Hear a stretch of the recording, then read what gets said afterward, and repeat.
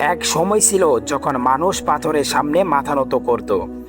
যখন কাবা, যে ঘরটি হযরত ইব্রাহিম আলাইহিসসালাম এক আল্লাহর ইবাদতের জন্য নির্মাণ করেছিলেন, সেই পবিত্র স্থানই ভরে গিয়েছিল মূর্তিতে। ৩৬০টি মূর্তি, প্রতিটি মানুষের কাছে এক একটি মধ্যস্থতাকারী। মানুষ বলতো, আমরা এদের পুজো করি শুধু এজন্যই যেন তারা আমাদের আল্লাহর কাছে পৌঁছে দেয়। এটা শুধু ভুল বিশ্বাস ছিল না, এটা ছিল এক সম্পূর্ণ অন্ধকার যুগ।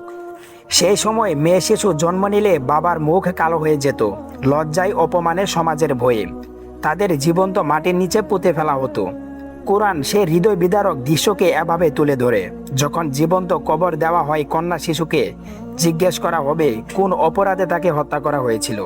তখনকার যুগে মদ ছিল গর্বের প্রতীক, জুয়া ছিল বিনোদন, সুদ ছিল ব্যবসা, অত্যাচার ছিল ক্ষমতা, রক্তপাত ছিল ঐতিহ্য। কোনো আইন ছিল না, কোনো ন্যায় বিচারও ছিল না। মানবতা তখন ধীরে ধীরে নিজেকে ধ্বংস করেছিল। ঠিক তখনই এক গভীর অন্ধকারের মাঝখানে একটি আলো জন্ম নিল। না ছিল বাবার স্নেহ, না ছিল ধন সম্পদ, না কোনো রাজ্য, না কোনো বাহিনী। কিন্তু তার রব তাকে এমন এক দায়িত্ব দিতে যাচ্ছেন যা বদলে দেবে পুরো মানব জাতির ইতিহাস। তিনি কখনো মূর্তির সামনে মাথা নত করেননি, কখনো মিথ্যা বলেননি, কখনো কাউকে প্রতারণা করেননি।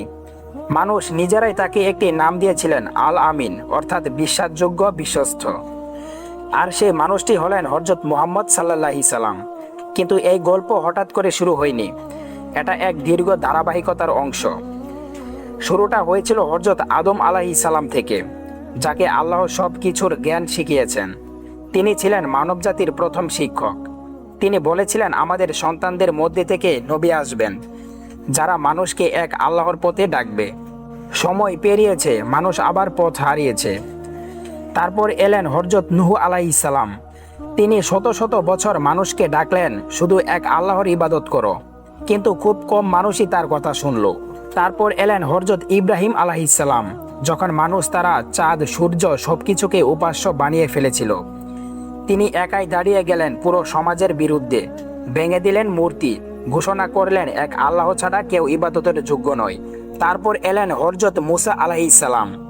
ফেরাউনের অত্যাচারের বিরুদ্ধে তিনি তার জাতিকে মুক্তি দিলেন এবং বললেন, আমার পরেও একজন নবী আসবেন, তার কথা শুনবে।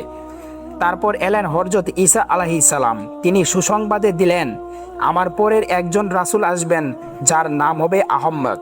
সব ভবিষ্যদ্বাণী এক জায়গায় এসে মিলতে শুরু করলো। সময় এসে গেছে। মক্কা, পাহাড়ের ঘেরা এক নির্জন শহর, গরম বালু, তপ্ত বাতাস, আর শহরের কেন্দ্রবিন্দুতে কাবা। কিন্তু চারপাশের দাঁড়িয়ে ৩৬০টি মূর্তি। এই শহরেই এক সম্মানিত পরিবার, বনু হাসিম। সেখানে জন্ম নিলেন মানবতার মুক্তির আলো। জন্মের আগে বাবা মারা গেলেন, ৬ বছর বয়সে মাও চলে গেলেন।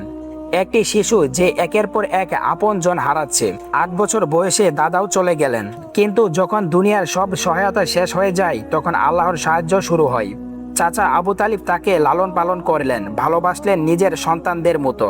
ছোটবেলা থেকেই তিনি আলাদা ছিলেন, শান্ত, গভীর চিন্তাশীল, সত্যবাদী। যুবক বয়সে তিনি ব্যবসা শুরু করলেন এবং খুব দ্রুত পরিচিত হলেন একজন সৎ ও বিশ্বস্ত মানুষ হিসেবে। এই সততা নজর কাটল এক মহিয়সী নারীর, হযরত খাদিজা রাদিয়াল্লাহু আনহা। তিনি ছিলেন সম্মানিত, ধনী এবং অত্যন্ত বুদ্ধিমতী। তিনি নিজের ব্যবসার দায়িত্ব দিলেন মুহাম্মদ সাল্লাল্লাহু সাল্লামের হাতে। ফলাফল অন্যদের চেয়ে বেশি লাভ, কিন্তু তার চেয়েও বড় অতুলনীয় সততা। তিনি বুঝলেন এই মানুষটি আলাদা। এরপর তাদের বিয়ে হলো। একটি শান্ত, ভালোবাসায় ভরা পরিবার গড়ে উঠল। কিন্তু মুহাম্মদ সাল্লাল্লাহু সাল্লাম এর হৃদয় অস্থির ছিল। চারপাশে অন্যায়, মূর্তি পূজা, অত্যাচার, সবকিছু তাকে ভাবিয়ে তুলল। তিনি নির্জনে চলে যেতেন জাবাল আন নূরের গুহায়, যেটাকে বলা হয় হেরা গুহায়। আর তারপর এক রাতে সবকিছুই বদলে গেল। তিনি একা গুহার ভেতরে, চারপাশে গভীর নীরবতা। হঠাৎ এক আলো। হযরত জিবরাইল আলাইহিস সালাম এসে বললেন, পড়ো। তিনি বললেন, আমি পড়তে পারি না। আবার বলা হলো, পড়ো। তৃতীয়বার। তারপর নাজিল হলো প্রথম ওহী। এই মুহূর্ত থেকে মানব ইতিহাসের নতুন অধ্যায় শুরু হলো। ভিত কাঁপতে কাঁপতে তিনি ঘরে ফিরে এলেন, বললেন, আমাকে চাদর দিয়ে ঢেকে দাও। তখন খাদিজা রাদিয়াল্লাহু আনহা বললেন, আল্লাহ কখনো আপনাকে অপমান করবেন না।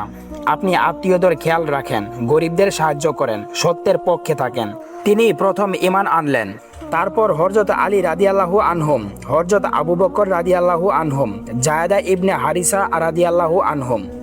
একটি ছোট দল, কিন্তু এক বিশাল পরিবর্তনের সূচনা। অত্যাচার শুরু হলে নির্যাতন, ষড়যন্ত্র, কিন্তু এই আলো থামানোর জন্য আসেনি। এই আলো ছড়িয়ে পড়ার জন্য এসেছে। ইসলাম উঠবেই, সত্যও ঠিক জিতবেই।